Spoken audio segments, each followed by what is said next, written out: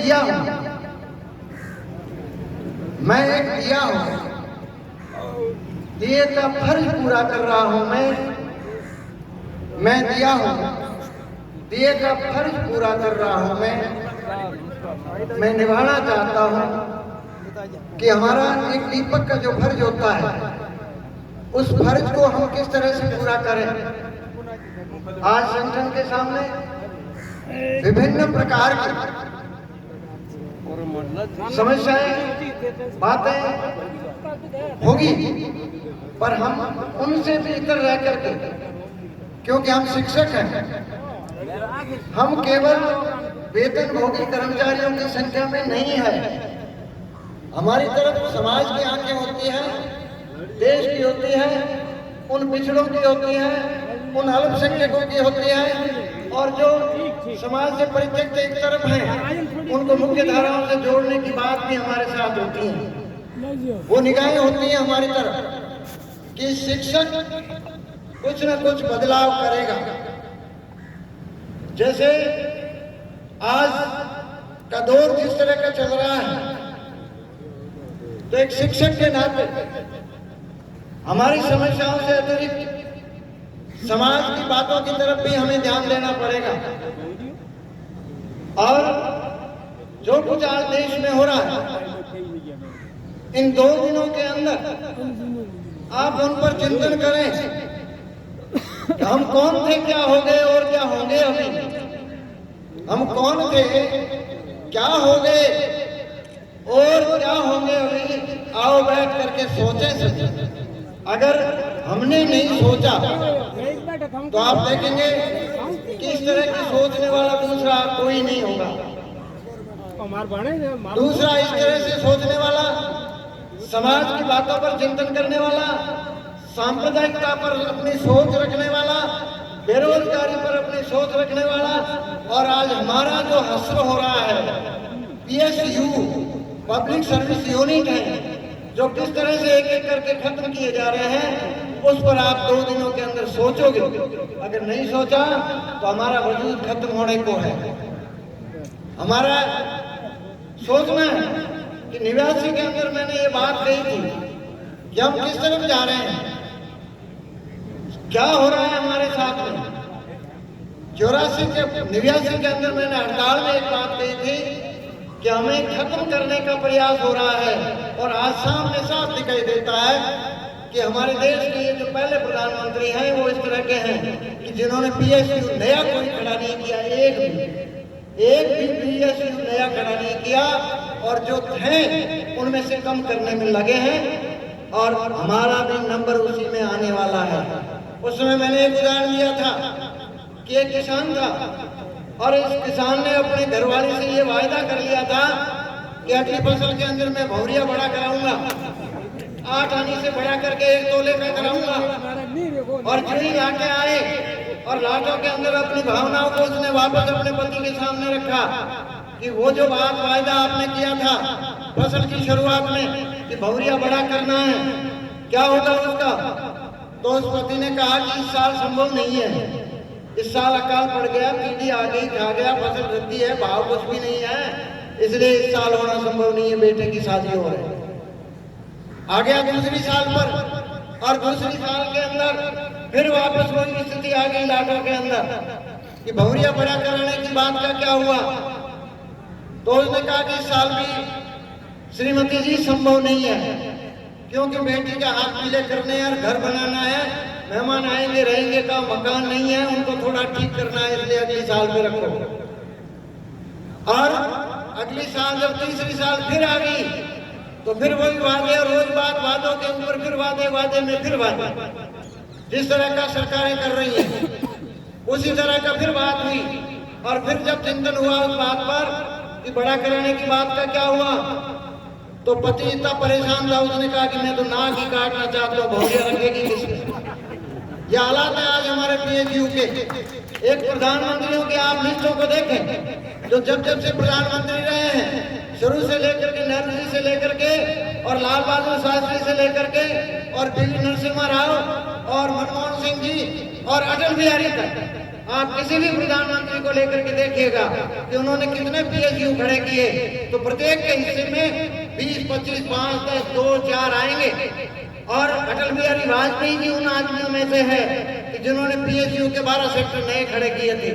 पर आज हमारे मोदी जी इस तरह के, मैं खुला कहता हूँ कि 35 नए सेक्टरों को इन्होंने खत्म करने की बातें करी है, जिसमें रेलवे भी है, हवाई जहाज भी है, और ये हमारे BSNL और समाप्ति की ओर है। और शिक्षकों का हाल तो देख लीजिए कि वसुंधरा जी के समय में हमारे स्कूल ये उनको दे दिया गया था। ये बात मैं पहले से कहता था कि हमारी स्कूलें चंपालाल को जाएगी। और जो पुराने मेरे साथी हैं उन्होंने सुना होगा कि मैं मंचों पर ये कहता था कि स्कूलें चंपालाल को जाएगी। चंपालाल का मतलब था कि मेरा सेठों की तरफ जाने का संकेत था।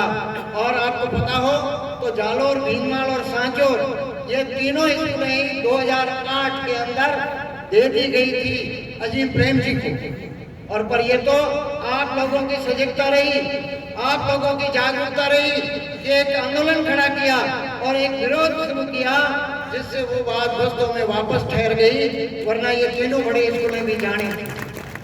मित्रों, हमने अगर इन बातों से हट करके नहीं सोचा तो हमारा वजूद खत्म होने को है।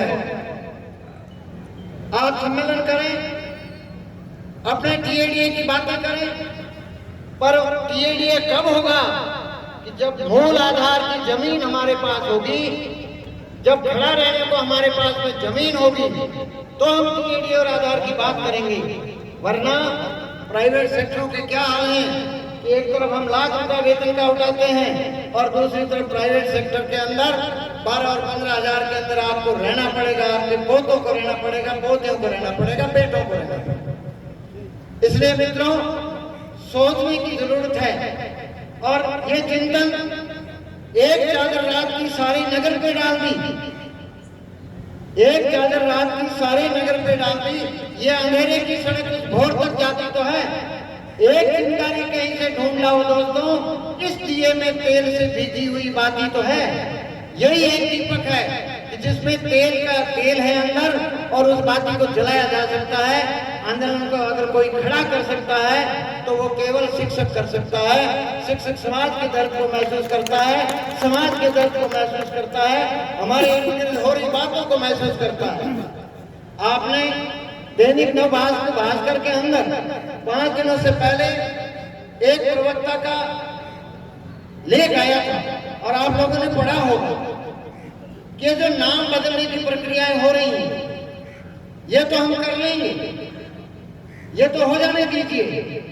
बदलते नाम, मेरा नाम बदल करके राणा राम से काना राम कर दिया जाता है, कोई फर्क नहीं पड़ता है। कोई ना चरित्र पे फर्क पड़ता है और ना दूसरी बातों से फर्क पड़ता है, क्योंकि हमारा वो देश है, हम उस प्रांत में रहते हैं कि आगे से पीछे भला नाम भला लेटूरा होता है तो भी हमें कोई दिक्कत नहीं है। पर दिक्कत तो वहां है कि क्यों हो रहा है, इसके पीछे मंशा क्या है, और हम इस बदलते इन प्रक्रियाओं को कहां तक जाएंगे। क्या नाम बदलने के बाद हमारे वैचारिक सिद्धांत जो हैं, यूरोप के जो हैं, ईरान और इराक से सभ्यताएं निकली हुई उनकी जो बातें हैं, हॉलॉक और रूसो और मिल्टन और मिल्ली, जो हमारे विद्वान जो विदेशों से हैं, और उन्हीं की बातों को हमारे शास्त्र के अंदर पढ़ते हैं, तो क्या हमें केवल चाणक्य से बात चलाना पड़ेगा, उनके पाठ भी निकल जाएंगे। आप देखते हैं कि धीरे धीरे पाठ्यक्रम से बातें भी समाप्त हो रही हैं। मुंशी प्रेमचंद का पाठ, हामिद का चिमटा आपने पढ़ा होगा, मुंशी प्रेमचंद का पाठ, और आज वो पाठ्यक्रम से गायब है। क्यों गायब है? नहीं सोचा होगा कि एक चिमटा बिकने की बात है क्या? पर इस तरह का हामिद रोज मेले जाएगा और दादी की समस्याओं को देख करके सामान लेकर के आ जाएगा, तो ऑनलाइन जो बिक्री हो रही है उनका क्या होगा, उन व्यापारियों का क्या होगा? इसलिए हामिद के चिमटे को पाठ से निकाल दिया। कितनी इस तरह की बातें होती हैं कि आप पधारिएगा, आप राजपथ के नाम को बदल करके कर्तव्य पथ को कर सकते हैं,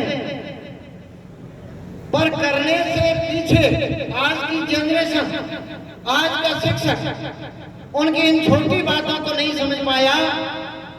तो क्यों हो गया कनॉट प्लेस से, कनॉट प्लेस था पहले इसका नाम, कनॉट प्लेस के बाद में उसका नाम बदल करके हो गया राजीव चौक, और राजीव चौक के बाद में बदल करके हो गया राजपथ, और राजपथ से बदल करके आज हो गया कर्तव्य पथ। अरे भाई चलो, कर्तव्य पथ पर चलने को किसी को एतराज नहीं है।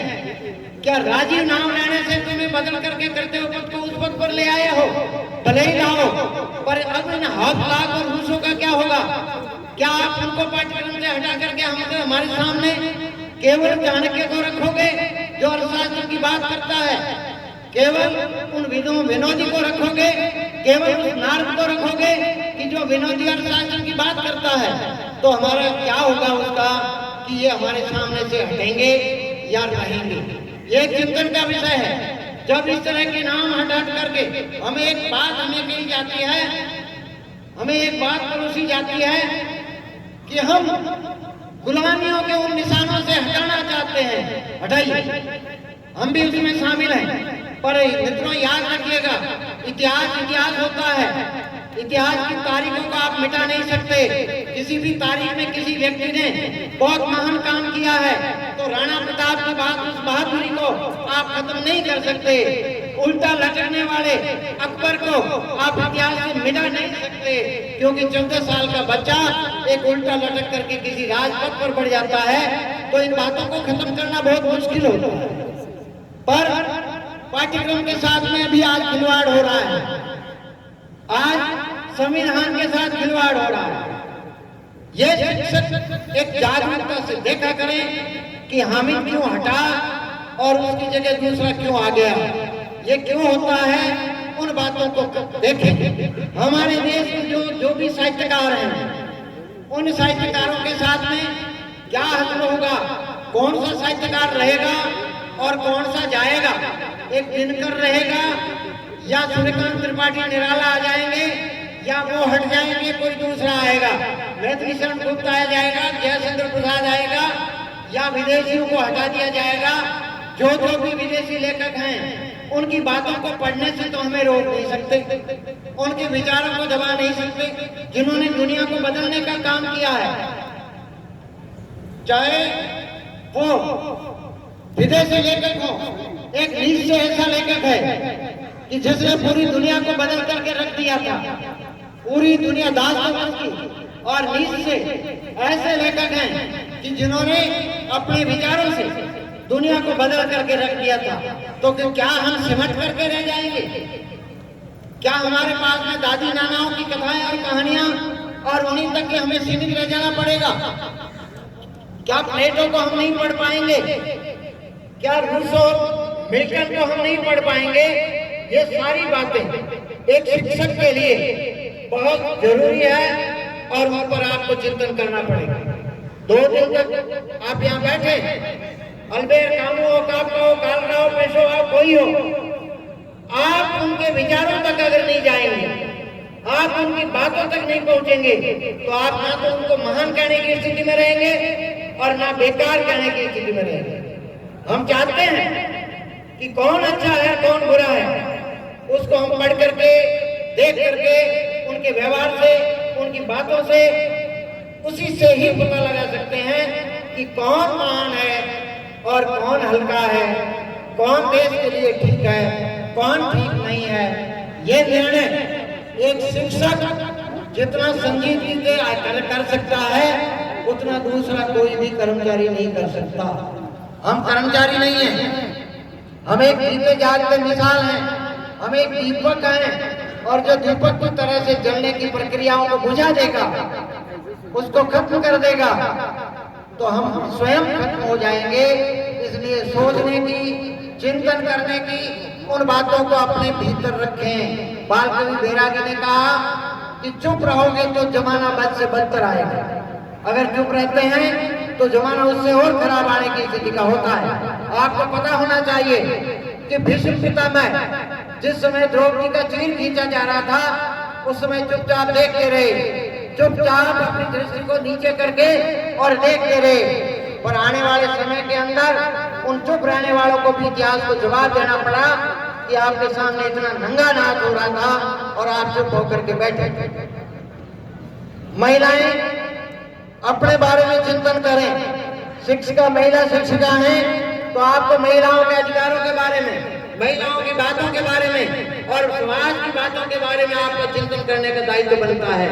आप सोचें और महिलाओं को जागृत करें, समाज से बाहर निकलें और बाहर निकल करके अपने वजूद को कायम करें। आज आनी हम हैं, आज आनी वो है। आधा अंग चेतन होगा, आधा अंग लड़ेगा कैसे। हमारे राजस्थान के जन कवि उस्ताद हुए हैं, उन उस्ताद ने कहा कि महिलाओं की जागृति और महिलाओं की भागीदारी उतनी ही जरूरी है कि जितनी एक पुरुष की होती है। और इसलिए उन्होंने कहा कि देख उधर को आग लगी है, जग की सारी झुलस रही है। देख उधर को आग लगी है, जग की सारी झुलस रही है, तू इस पार रहेगा कैसे। जहां जहां भी किसी प्रकार की आग लगी हुई है, चाहे वो बेरोजगारी की आग हो, चाहे और सामाजिक कुप्रथाओं की आग हो, चाहे और सांप्रदायिकता की आग हो, उसको हम केवल देख नहीं सकते, हमें बुझाने का प्रयास उसके साथ में लगना है। और महिलाओं को लगना है, देख उधर वो आग लगी है, जग की सारी झुलस रही है, तो इस पार रहेगी कैसे। क्रांति काल है, नाश चाहिए, मिट जाने की प्यास चाहिए, सर्वनाश से पीछे हटकर जीवन का रस लेगी कैसे। आपका जीवन का आनंद लेना है, आपको जीवन संवारना है, आने वाली पीढ़ी बेटे और पोतों का जीवन अच्छा बनाना है, तो आपको अपने विचारों पे चिंतन करना पड़ेगा। समाज किस तरफ जा रहा है, उन बातों पे आपको चिंतन करना पड़ेगा। केवल हम हमारे टीएडीए को जोड़ते रहेंगे तो टीएडीए एक दिन पूरे खत्म हो जाएंगे। इसलिए जरूरत है कि हम बोले, यद्यपि सुर सरगम में मिला हो कितना ही बेसुरा गला, फिर भी जीवन के पथ पर एक गीत गा के तो देखो। गाली वाले गाली ही देंगे, ऐसी वैसी नहीं, बिल्कुल नहीं, नवेली देंगे। तुम क्यों महफिल छोड़ रहे हो, तुम बोलना क्यों बंद कर रहे हो। आपकी राय जो भी है, अच्छी है या बुरी है, आपका चिंतन जैसा भी है, वो आप प्रदर्शित करिए। अच्छा है, सिद्ध करने का प्रयास करिए, बुरा है, सिद्ध करने का प्रयास करिए। समय अपना एक इतिहास लिखता है। आपको पता होगा कि जो शिक्षक विज्ञान पढ़ाते हैं, 1682 के अंदर जिस व्यक्ति ने यह कह दिया कि पृथ्वी सूर्य का चक्कर लगाती है, कहा था ना, विज्ञान के सब जानते हैं कि 1682 के अंदर जब ये कह दिया कि पृथ्वी सूर्य का चक्कर लगाती है, आपको पता होना चाहिए कि उस व्यक्ति को जेल में डाल दिया और फांसी खत्म किया उसको। बात सही थी। और 1992 में आकर के इटली का चर्च बोलता है कि उस समय गैलीलियो ने जो बात करी थी वो बात सही थी। आप देखिए कि एक झूठ और सत्य के बीच में कितना लंबा गैप रह गया। 300 साल बाद में जाकर के उनको समझ में आया। 1600 की बात को 1900 तक ले गए, धर्म वाले ले गए, चरस वाले ले गए, ये झूठ है और इनको फांसी होगी। फांसी दी बेचारे को। और 92 के अंदर इस बात को स्वीकार किया कि अरे नहीं, वो सही थे और हम झूठे थे। 300 साल बाद आप जागरूक हैं तो झूठ और सत्य की दूरी को कम कर सकते हैं, उसको मिटा सकते हैं। आज इतना विज्ञान प्रगति कर गया है कि फिर भी हमारे बीच में इस तरह की बातें, पृथ्वी को घूमने की बातें, नहीं घूमने की बातें सब चलती है। अपनी जिंदगी को विज्ञान आधारित बनाने की जरूरत है, वरना हमारे बेटे और बेटियां उन प्रगति से पीछे रहेगी, उन प्रगति में आगे नहीं जाएगी। इसलिए आपने 2 दिन का जो चिंतन शिविर करिए, इसको चिंतन शिविर बनाइए। कि हम किस तरफ जा रहे हैं। एक बाकी के लिए उम्र भर रोते रहे, वो भी ना मिली तो बहुत शर्मिंदा रहे। स्नेह को साधे बिना बाती नहीं जल पाएगी। स्नेह कहते हैं तेल को संस्कृत में। जब तक दीपक में तेल नहीं होगा बाती नहीं जल पाएगी। स्नेह को साधे बिना बाती नहीं जल पाएगी। आग को जिंदा रखो, 100 बातियां जल जाएगी। आग अगर आप अपने में लिए बैठे हैं तो हजारों दीपक आप नए खड़े कर सकते हैं। नए सैकड़ों दीपक तुम रणांगण में खड़े हो, युद्ध कौशल खुद चुनो। तुम आज एक ऐसी लड़ाई के मैदान में खड़े हो कि जहां पद खत्म होने की लड़ाई भी शामिल है। कितने पद रहेंगे, कितने टूट जाएंगे, ट्रांसफरों की बात को भूलो और पद रहेगा कि नहीं रहेगा इस बात पे आइएगा। सारे संगठनों को जोड़िएगा, सब जुड़िएगा। जिन पेड़ की डालियां आपस में मिलने को फुर्सत नहीं मिलती, उन पेड़ के पत्ते लहलाना भूल जाते हैं। उनको आपस में ही उनको मिलने का वक्त नहीं है, तो उस पेड़ की पत्तियां कभी आनंद नहीं ले सकती, कभी आराम से जिंदगी अपनी पार नहीं कर सकती। इसलिए मित्रों, एक बात से अपनी बात को खत्म करता हूं। मैंने कहा था कि थोड़ी देर बाद में मेरी बात इनसे करवाइए, गुरुजनों से। परिपक्व गुरुजन है और उनके सामने बात शुरुआत में आउट होने का भय रहता है, इसलिए मुझे थोड़ा बाद में उतारो। इन्होंने कहा नहीं अभी करो, ओपनिंग करो। तो एक सेठ जी थे, एक सेठ जी, उन्होंने घर में चूहे बहुत थे घर में।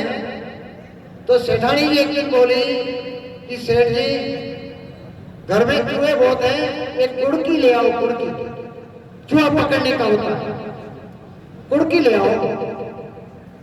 सेठ जी गए और दूसरे दिन थैले में सामान भरने के साथ में कुड़की भी ले आए। अब चूहों ने देखा कि सेठ जी कोई खाने का सामान लाए होंगे, इसलिए रात भर उस थैले को चेक करते रहे कि सेठ जी क्या क्या सामान लाए हैं। अब उस चूहे ने देखा कि अरे अंदर एक कुड़की भी है, बाकी सामान तो खाने का था, सब्जियों का था, पर एक अंदर कुड़की थी, कुड़की पिंजरा। और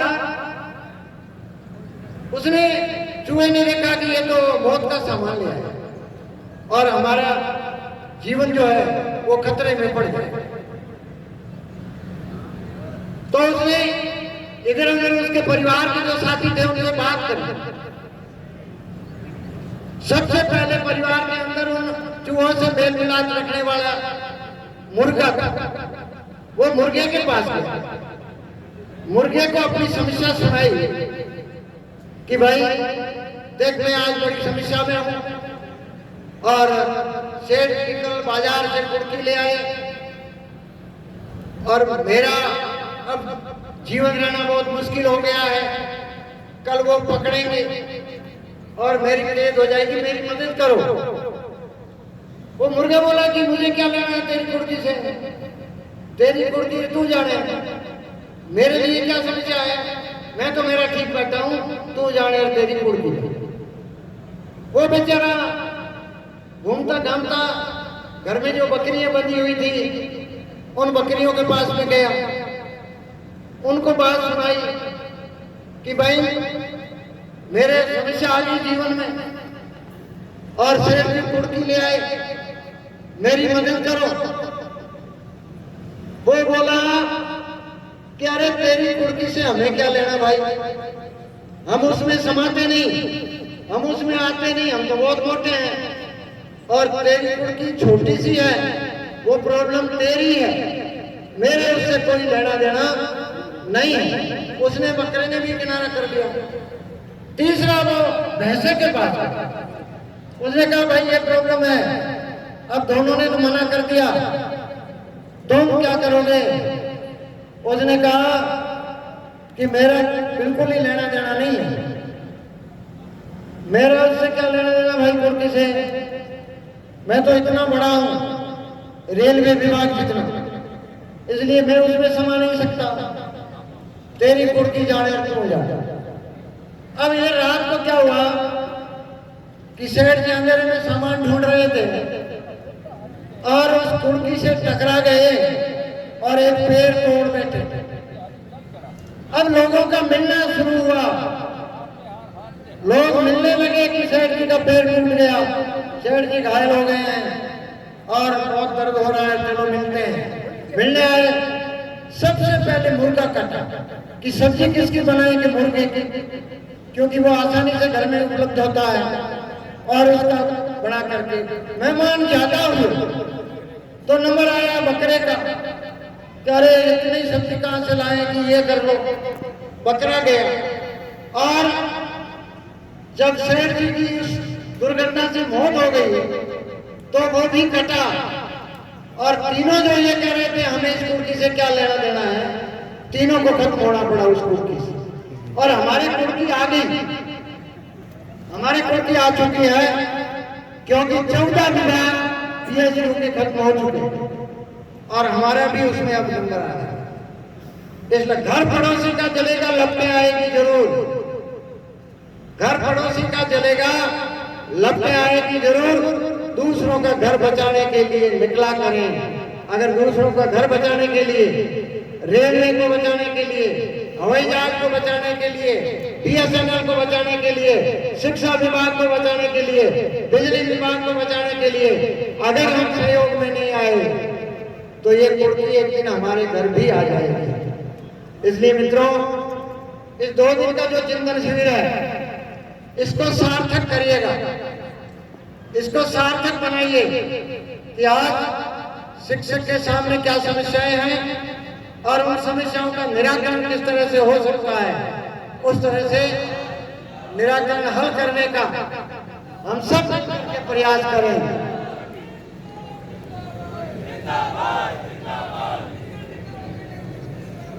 कुछ नए साथी बता रहे हैं, मंच की ओर से मैं उनका स्वागत करता हूं।